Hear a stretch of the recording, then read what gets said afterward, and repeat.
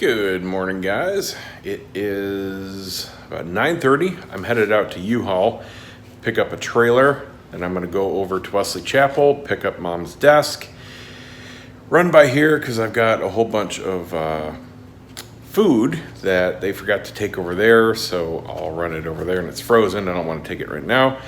Then I want to see if Dad wants to go out while I've got the trailer and pick up garage cabinets. I can't remember where he said he saw them, if it was Home Depot, Lowe's, Costco, Sam's, one of them. Anyway, I'll have the transport already paid for. I just got one of the big, what are they, like 5x8 utility trailers? Same one I used for bringing home all my IKEA furniture. So plenty of room, whatever we want to put in there. I've got it all day. Headed on over. And I just remembered I didn't hook up my hitch and ball, and I haven't used it since we moved. Not exactly sure where I put it. It's around here somewhere. Crap. Ugh, just had a scare. I'm looking around here and all of a sudden this fist-sized spider comes out of the box. We're gonna kick him. Ugh. He's all curled up. He went. Ugh. Anyway, found it. Hitch ball, tie wraps. All right, good to go. I was pissed off because the U-Haul website is down, and he says, I haven't even been able to rent anything for 3 days. I'm like, oh, that's not good. Took my reservation last night. So he's calling it in. I'm gonna hook up. Nice little utility trailer. This is what I use for single motorcycle trips. Works great. Put your wheel right in there. The bigger one you need for two, unless you got two really small bikes. But with saddlebags, this one's too small. Tow's easy though. So apparently it's only a problem with trailers because they require the login, because he has to legally say he checked the trailer and hooked it up. If you pre-buy a truck, you just get handed the keys. So he just said, screw it, come back in a few hours. So cool dude. Good to go. On the road again. I feel like I'm going home to go on another motorcycle trip. Going around back, picking up the desk.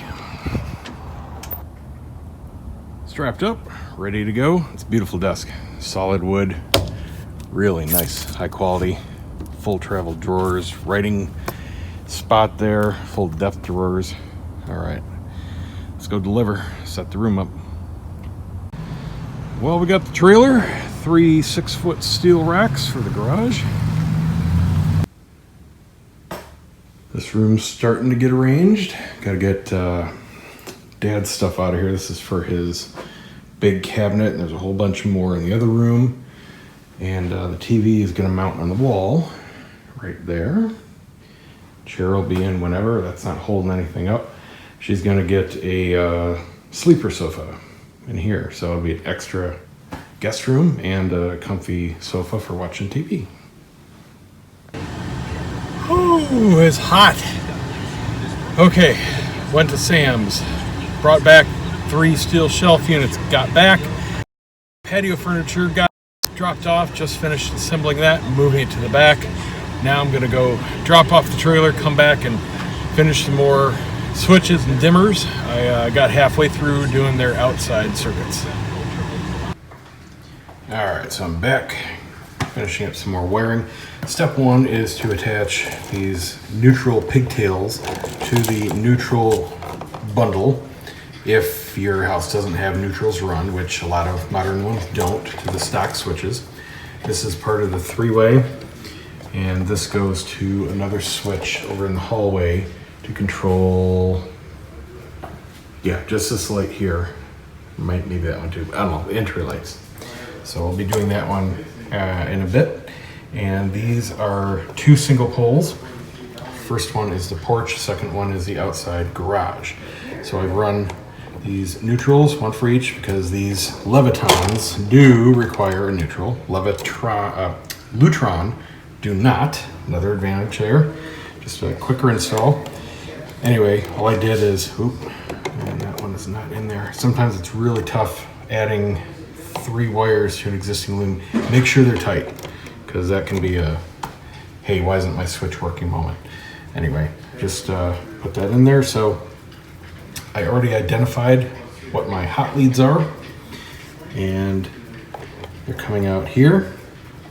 So these are the load lines going to the respective circuits and the grounds. So single poles are just simply connecting the 4 wires.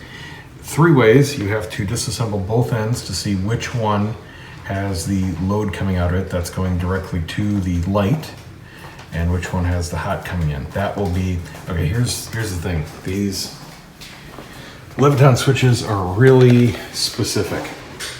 With a traditional switch, in a 3-way, you've got a combination of a 3-way switch and a regular switch. Okay, that's the 2 switches in the 3-way circuit. If you're using traditional regular switches, the 3-way switch gets put at the beginning of the circuit where the hot wire comes in. If you're putting in these Leviton Wi-Fi smart switches, the switch goes at the end of the circuit, right before the load, and then the dummy remote is the first one with the hot wire. So it's backwards.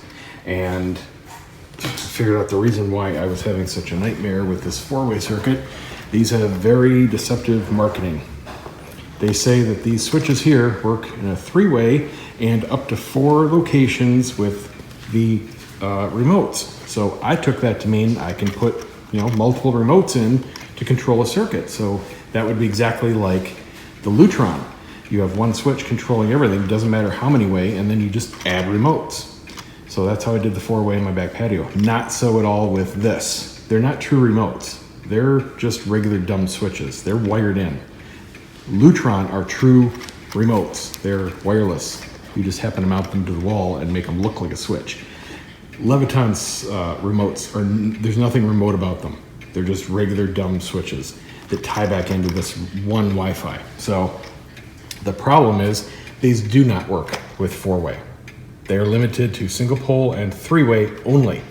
If you need a smart 4-way switch, you have to use the Z-Wave version. They do not have it in Wi-Fi. I'm not switching $200 worth of supplies because I'd also have to get a Z-Wave hub just to control one light. So what I'm going to do is rewire this 4-way circuit into a 3-way. And that way I can run these Wi-Fi, and we'll just have one of these switches be dead, which who cares? Well, we're under major thunderstorms for the remainder of the day. Power is flickering and dropping out, so I can't do any more work on the switches. Calling it a day.